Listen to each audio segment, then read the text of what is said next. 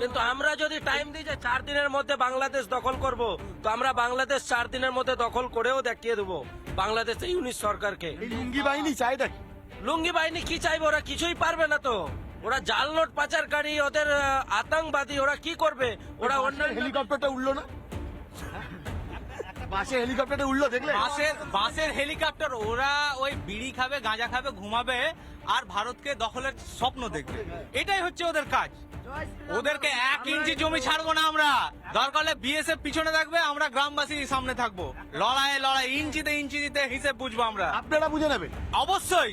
Nobel বিজয়ী যে পেয়ে দিয়েছিল নোবেল চোর, নোবেল চুরি করে এসছে।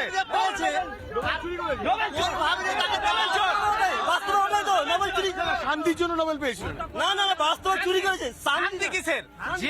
যে স্বাধীন করালো, যে দেশ স্বাধীন করালো বাংলাদেশকে, ছেলের মতো মানুষ করলো, আর সেই দেশকে ছবল দিচ্ছে বাংলাদেশ।